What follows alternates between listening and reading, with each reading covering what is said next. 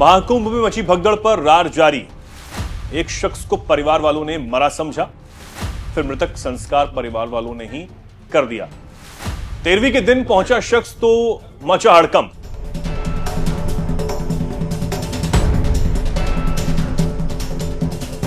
नमस्कार, बहुत स्वागत आप सभी का। आप सभी देख रहे हैं न्यूज एक्सप्रेस। मैं हूं आपके साथ चेतन।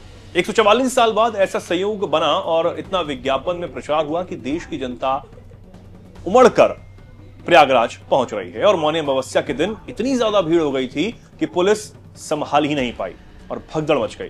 फिर आज तक पुलिस प्रशासन और बीजेपी की तरफ से इस भगदड़ के निशान मिटाए जा रहे हैं। लेकिन यह ऐसी घटना है कि हर दिन रिस रिस कर बाहर आ रही है। योगी सरकार ने मीडिया का मुंह तो बंद कर रखा है और अपनी ताकत के बल पर रिकॉर्ड दफन कर दिए गए हैं। ये भी सोशल मीडिया पर कुछ लोग कहते हुए नजर आ रहे हैं। लेकिन कुछ स्वतंत्र पत्रकार और सोशल मीडिया ये काम बखूबी कर रहा है और योगी सरकार के झूठ है उसका पर्दाफाश हो रहा है। महाकुंभ से एक से बढ़कर एक घटना लोगों के सामने आ रही है। इन घटनाओं में कोई रो रहा है तो कोई कहता हुआ नजर आ रहा है कि उनका सब कुछ चला गया, तो कुछ आज भी अपनों का इंतजार परथाई आंखों से कर रहा है। लेकिन ढोल पीटने वाले योगी और उनकी टीम उन दुखियारी लोगों की मदद नहीं कर रही। ऐसे में अब एक और दिल को दहला देने वाली घटना सामने आई है। खबरों की माने तो महाकुंभ में 28 जनवरी की देर रात करीब 1:30 पर जो संगम नोज इलाके में भगदड़ हुई, उसका सरकारी आंकड़ों के मुताबिक 30 लोगों की मौत हुई और 60 लोग घायल हुए। लेकिन गैर सरकारी आंकड़ा यह कहता है कि 500 से ज्यादा लोग मारे गए और एक 1500 से अधिक लोग लापता हैं, यह भी दावा किया जा रहा है। ऐसे में अब लोग हार गए और अपने लोगों के लिए मृतक कार्य कर रहे हैं।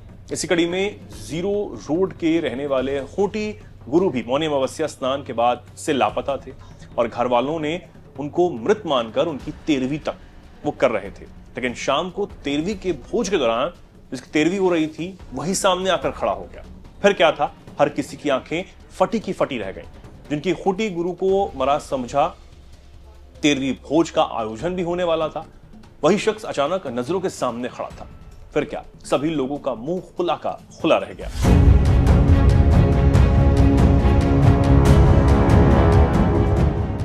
जानकारी देते चले कि महाकुंभ में मौनी अमावस्या पर जो घटना घटी उसके बाद से होटी गुरु गायब थे।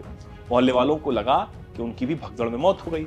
उसके बाद लोगों ने उनकी 13वीं की तैयारी शुरू कर दी। 13वीं के भोज का कार्यक्रम तैयारी चल ही रही थी। शाम को 13 ब्राह्मणों को भोज भी कराया जाना था। इस बीच होटी गुरु खुद रिक्शे से उतरकर सबके सामने आ गए। फिर क्या था, सभी भौचक्के रह गए थे और उनसे गले मिलकर वो भावुक हो गए। लेकिन ये होटी गुरु तो सौभाग्यशाली थे, लेकिन अभी भी अपनों की बाट जो रहे लोगों को प्रयागराज सुध लेने को तैयार रहे। जानकारी देते चले कि विपक्ष के नेता राहुल गांधी और समाजवादी पार्टी के नेता अखिलेश यादव ने जिस तरह से हमला बोला उससे बीजेपी और योगी आदित्यनाथ बैकफुट पर आ गए हैं और कुछ उन्हें सूझ नहीं रहा। इसके साथ ही साथ अब तो आरएसएस भी मैदान में आ गया है। आप जानते हैं कि कुंभ की व्यवस्था चरमराई गई थी और जनता की सुध लेने वाला कोई नहीं था। उसके साथ ही साथ सड़क परिवहन व्यवस्था इतनी लाचार है कि अभी भी लोगों को जाने में दिक्कत हो रही है और लोग काफी परेशान हैं। विश्लेषकों की माने तो जिस कुंभ को लेकर योगी ने राजनीति के शिखर पर पहुंचने का दांव खेला था वो अब धराशाही है और ये कलंक मिटने वाला नहीं है।